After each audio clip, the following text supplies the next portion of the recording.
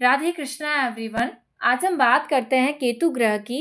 केतु ग्रह जब प्रथम भाव में फर्स्ट हाउस में सिंह लगन की कुंडली में होंगे तो कैसा फल प्रदान करेंगे वो समझते हैं। केतु ग्रह सिंह राशि में या तो मघा नक्षत्र या पूर्व फाल्गुनी नक्षत्र या उत्तर फाल्गुनी नक्षत्र में होंगे। इन नक्षत्रों में ये कैसा फल देंगे वो भी जानेंगे। तो केतु ग्रह के बारे में बात करूं यदि मैं, ये एक ऐसा ग्रह है जिसे वैदिक एस्ट्रोलॉजी में दुखों का कारक माना गया है। यानी कि इनकी महादशा अंतरदशा में दुख तकलीफ चिंताएं कष्ट पीड़ाएं होती है। देखिए, यदि किसी जातक के जीवन में जब दुख पीड़ाएं कष्ट तकलीफें होती है तो एक तो उसे रियलिटी का पता चलता है, कौन लोग कैसे हैं कि उनके साथ हैं, ये जो वास्तविकता है उसका पता चलता है। उसके साथ साथ यदि हम बात करें तो जब जीवन में कष्ट पीड़ाएं अत्यधिक होगी, जब ज़्यादा तकलीफ होगी, तभी तो जीवन में व्यक्ति मोक्ष की कामना करेगा या फिर अपने जो बर्थ रीबर्थ जो साइकिल चल रहा है उससे मुक्त होना चाहेगा। तो इसीलिए जब हम इस ग्रह के बारे में बात करते हैं तो यहाँ पर ज्योतिष में इसे इसी तरह से रिप्रेजेंट किया गया है। वहीं जब बात आती है एनलाइटमेंट की, जो सेल्फ एक्चुअलाइजेशन या जो अपने आप को पहचानना, अपने व्यक्तित्व को पहचानना, मेडिटेशन योग विद्याएं, वो जब चीज़ें की बात आती है तो केतु ग्रह वहाँ पर सर्वप्रथम नंबर पर आते हैं। यानी कि ये यहाँ पर जो है बहुत ज़्यादा अपलिफ्टमेंट देते हैं।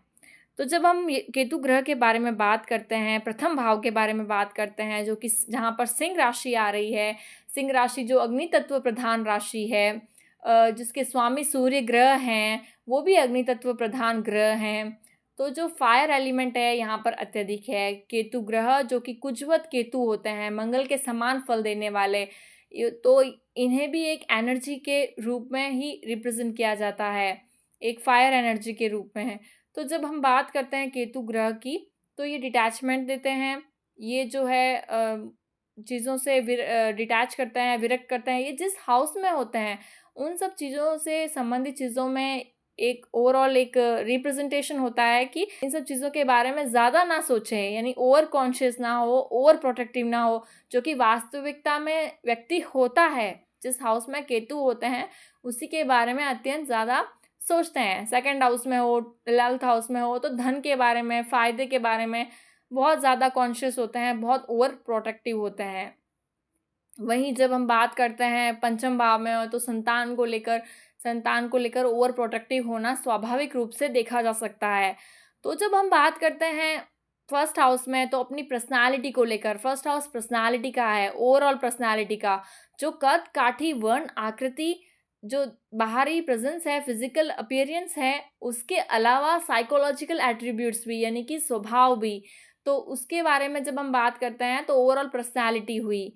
तो जो केतु ग्रह है वो ओवरऑल पर्सनालिटी पर अफेक्ट करता है। यहाँ पर जातक को अपनी पर्सनालिटी को लेकर ज़्यादा ओवर कॉन्शियस नहीं होना चाहिए, ओवर प्रोटेक्टिव या ओवर थॉटफुल, कौन सोच रहा है मेरे बारे में, क्या सोच रहा है, इस तरह से ओवर नहीं होना चाहिए। ये यहाँ पर बताता है। एक तो ये, दूसरा जो बात है सिंह राशि जो आती है वो आती है कालपुरुष की कुंडली में पंचम भाव में। पंचम भाव जो है विद्या है, प्रेम है, जो इष्ट देव हैं उनका, या जो अध्ययन करते हैं उससे संबंधित संतान का भाव माना जाता है पंचम भाव। तो कालपुरुष की कुंडली में ये पंचम भाव जो है वो लग्न है आपकी कुंडली का अब। तो जब हम इस तरह से बात करते हैं तो सूर्य की उपस्थिति कुंडली में बहुत अत्यधिक इम्पॉर्टेंट हो जाती है कि सूर्य की क्या पोजीशन है, वो किन ग्रहों के साथ है, या फिर अकेले हैं तो कहाँ कौन सा हाउस लिए हुए है। वहीं बात करें अगर हम और, तो ये जो है सूर्य जो है मान सम्मान, यश, सरकार है, गवर्नमेंट है, पहले राजा हुआ करते थे, तो जो अथॉरिटी लेवल पर है, जो आदेश देते हैं, जिनका आदेश हमें मानना पड़ता है, और पिता है सूर्य। तो इस तरह से इन सब चीज़ों को देखा जाता है, पिता, मान सम्मान, कार्यक्षेत्र, सरकारी जो नौकरी होती है हाई लेवल की, वो सारी चीज़ें, या हमारा गवर्नमेंट जो है और जो राजा है जैसे कह सकते हैं वो सब। तो जब हम सूर्य को देखते हैं, सूर्य यहाँ पर केतु है, तो यहाँ पर व्यक्तित्व में ऊर्जा बहुत होती है, पर्सनैलिटी बहुत ही ऊर्जावान होती है, ऐसा कह सकते हैं। कुछ कार्य करने की अभिलाषा होती है, कर्म प्रधान भी होता है। तो यहाँ पर हम देख सकते हैं कि मल्टीपल टास्क एक साथ करते हो, मल्टीपल टास्क करने का हुनर रखते हो और यहाँ पर ये मान-सम्मान, रिकॉग्निशन पाने की चाह रखते हैं, ज़्यादा एक्सपेक्टेशंस करते हैं लोगों से। वो ना करें तो ठीक है, बट अपना काम करें। जो का कर्म करना है वो उसमें 100% 100% अपना कार्य पे कर्म पे लगाएँ। जो मान-सम्मान मिलना होगा वो स्वाभाविक रूप से अपने आप मिल ही जाएगा। वहीं बात करें और तो यहाँ पर केतु ग्रह जो है वो अपनी महादशा में कहते हैं बहुत कष्ट देते हैं, अंतर्दशा में परेशानियाँ देते हैं। कैसे जातकों को देते हैं जिनका जीवन पहले से बहुत भोग विलासिता की ओर जैसे रहा गया हो, अपनी इच्छा, अपने जो सेंसेस हैं, जो राहु ग्रह से रिप्रेजेंट होते हैं 4 सेंसेस, देखने की क्षमता, सूंघने की क्षमता, चखने की क्षमता, सुनने की क्षमता, उनका बहुत ज़्यादा यूज़ है और बहुत ज़्यादा उन्हीं चीज़ों में कुछ अच्छा खाना है, कुछ अच्छा पहनना है, वो उसी में रहे हैं, तो महादशा के वक़्त परेशानियाँ देखी जा सकती है, अंतर्दशा के वक़्त प्रॉब्लम्स क्योंकि वो रियलिटी को दर्शाते हैं, आईना दिखाते हैं, तो इंट्रोस्पेक्शन करवाते हैं केतु ग्रह, तो ये परेशानी आएगी। और पहले से अगर जीवन एक सार्थक है, एक योगी के समान जीवन है, एक कर्म प्रधान जातक है, जो कि कर्मों पर विश्वास करते हैं, अपने ड्यूटीज़ रिस्पॉन्सिबिलिटीज़ निभाते हैं और एक जो है एक अपना जो कर्म है उसको लेकर के चलते हैं। ऐसे व्यक्तित्व है यदि जातक का तो ज़्यादा परेशानी नहीं आएगी बल्कि वो अपलिफ्ट करेगा सोल को। यहाँ पर मेडिटेशन यानी कि बहुत अच्छा माना जाता है जब केतु फर्स्ट हाउस में होता है। योगा, मेडिटेशन ऐसे जातकों को अवश्य करना चाहिए अपने पूर्ण जीवन में, ताकि ये हमेशा एक अच्छा प्रभाव रहे। उसी तरह से जो जिन लोगों का स्पिरिचुअल एनलाइटमेंट हुआ हो या इस तरह से जो देखा जाता है वो भी केतु ग्रह से संबंधित है। तो यहाँ पर सूर्य की राशि में ये एक अच्छा फल देंगे, एक एनर्जेटिक और एक स्वाभाविक रूप से जो कला है उनमें कोई होगी।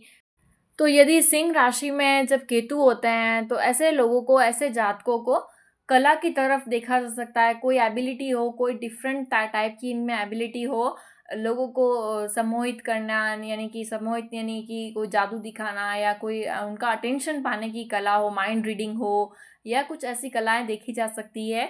वहीं पे ये कहीं कर्म क्षेत्र ऐसे चुनने हो जिसमें वो अपने आप को, अपनी जो आर्ट है उससे इम्प्रेस करते हो, लोगों को फ़ैसिनेट होता हो इनका आर्ट, लोग इनकी तरफ फ़ैसिनेट होते हो, इनके आर्ट को देखकर तारीफ़ करते हो, ऐसा देखा जा सकता है।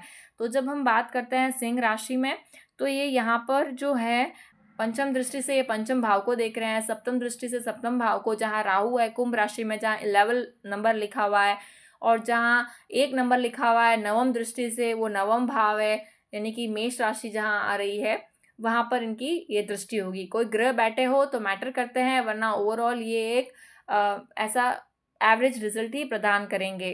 तो जब हम देखते हैं सिंह राशि में केतु होते हैं प्रथम भाव में, तो इस तरह से फल होता है कि जो फर्स्ट हाउस है वो मस्तिष्क का होता है, मुख का होता है, तो वहाँ से संबंधित कोई रोग, कष्ट, पीड़ाएँ, अगर सूर्य जो है वो, क्योंकि डिस्पोज़िटर जो राहु और केतु के केस में डिस्पोज़िटर बहुत मैटर करता है कहाँ पर है, तो यहाँ पर सूर्य डिस्पोज़िटर है, तो केतु सूर्य के घर में बैठे हैं, वो कहाँ पर बैठे हैं, कौन सी स्थिति में बैठे हैं, मैटर करता है। अगर खराब स्थिति में है तो मस्तिष्क संबंधी रोग, मुख के रोग, गले के रोग ऐसा देखा जा सकता है।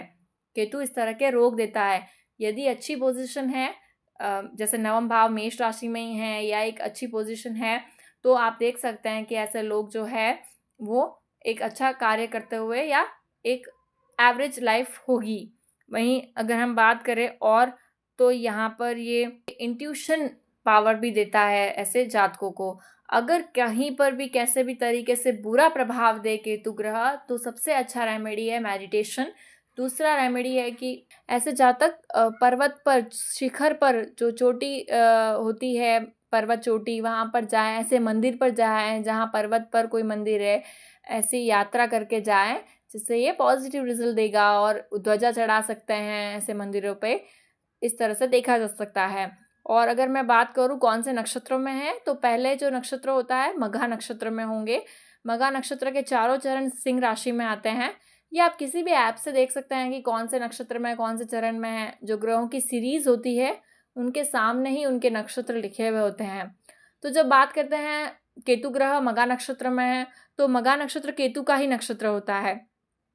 तो जब केतु अपने ही नक्षत्र में होते हैं तो वो एक अच्छा रिजल्ट प्रदान करते हैं, पर ये बहुत ज़्यादा बताते हैं कि ये पास्ट लाइफ कार्मिक बॉन्डेजेस है इस जन्म में। पास्ट लाइफ कर्मा से जुड़ा हुआ चीज़ें हैं। राहु केतु दोनों पास्ट लाइफ कार्मिक बॉन्डेजेस को दर्शाते हैं। वैसे भी ये जब 1 7 हाउसेस में होते हैं, यानी कि राहु फर्स्ट हाउस में है, 7 हाउस में केतु है, या केतु फर्स्ट हाउस में 7 हाउस में राहु है, तो ये आप और आपके जो लाइफ पार्टनर है उनके कार्मिक बॉन्डेजेस को बताते हैं। तो यहाँ पर ये आपका पास्ट लाइफ कर्मा बहुत ज़्यादा इस लाइफ से जुड़ा है, ये रिप्रेजेंटेशन है पहला। तो उसके बाद में जातक में एबिलिटी होती है या एक आशा, एक जो है एक तरह का फैसिनेशन होता है कि फेमस हो या रिकग्निशन पाएँ, और इस तरह से अपनी एबिलिटी की तरफ वो आर्ट वर्क या मैजिक या माइंड रीडिंग या उनके इंट्यूशन पावर की वजह से या किसी ऑकल्ट फील्ड में कोई कार्य करते हो, उस वजह से ये अपने आप को ये फेमस करते हैं या थोड़ा पहचान बनाते हैं।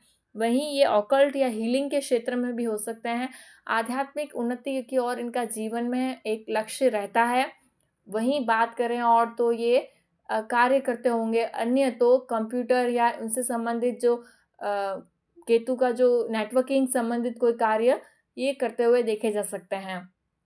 वहीं बात करें अगर केतु है पूर्व फाल्गुनी नक्षत्र में, तो पूर्व फाल्गुनी नक्षत्र शुक्र का नक्षत्र है। शुक्र जो है भोग विलासिता का कारक माना जाता है।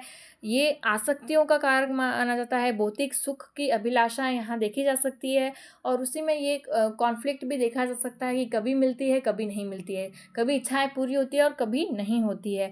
वहीं अगर देखें तो इनका जो बचपन होता है वो अपने पास्ट लाइफ कार्मिक कर्म से हिसाब से शुक्र का नक्षत्र है, तो ये बचपन अच्छा बीतता है। उनके जो कर्म पूर्व जन्म के होते हैं उसके कारण इनका बचपन तो अच्छा बीतता है, लेकिन फिर बाद में ये इनकी लाइफ एक एवरेज देखी जा सकती है। ये अपने जीवन में जो नॉलेज है, ज्ञान है, उसकी खोज में रहना चाहते हैं। एक कुछ पाना है, कुछ सीखना है, इनकी अभिलाषा हमेशा रहती है। शुक्र के नक्षत्र में है ना केतु, तो इस कारण से तो इस तरह से देखा जा सकता है। वहीं बात करें अंतिम नक्षत्र की, जो कि उत्तरा फाल्गुनी नक्षत्र है, जो कि सूर्य का नक्षत्र है, जिसका सिर्फ प्रथम चरण ही सिंह राशि के अंतर्गत आता है। यानी कि केतु यहाँ पर फर्स्ट चरण है तो सिंह राशि में है। नवमांश कुंडली में ये जा रहे हैं फिर से एक अग्नि तत्व राशि में, धनु राशि में। तो इस तरह से अगर हम देखें तो यहाँ पर एक डेडिकेशन होता है अपने कर्म को, अपने कार्य को, अपने जीवन को किसी कर्म के ऊपर समर्पित करते हुए एक डेडिकेशन से कार्य करते हैं। जुझारूपन कह सकते हैं, एक फाइटर स्पिरिट होती है, हार नहीं मानते हैं आसानी से। बहुत कष्ट पीड़ाएं आ सकती है, बहुत ज़्यादा जो है लेट डाउन हो सकते हैं बहुत कारणों से, लेकिन ये हार नहीं मानते हैं सिंह राशि में केतु वाले और उत्तरा फाल्गुनी नक्षत्र वाले, क्योंकि सूर्य का नक्षत्र यहाँ राशि सूर्य की है और सूर्य का नक्षत्र आ गया। तो ये बहुत ही फाइटर स्पिरिट के लोग होते हैं ऐसे, और हार नहीं मानते हैं। तकलीफ़ों कष्ट पीड़ाओं से फिर से उठकर उभर कर आते हैं। ऐसे व्यक्तित्व वाले जातक या जातिकाएं होती है जिनका सिंह राशि में केतु हो और वो उत्तरा फाल्गुनी नक्षत्र में हो। तो वही बात करें और तो ये एक अच्छा पद भी इन्हें प्रदान कराता है ये ऐसे केतु ग्रह। तो आज हमने बात की केतु ग्रह जब सिंह राशि में प्रथम भाव में होंगे तो कैसा फल देंगे, किन नक्षत्रों में कैसा फल देंगे। यदि आपने इसे रिलेट किया है तो लाइक शेयर सब्सक्राइब करिएगा। राधे राधे।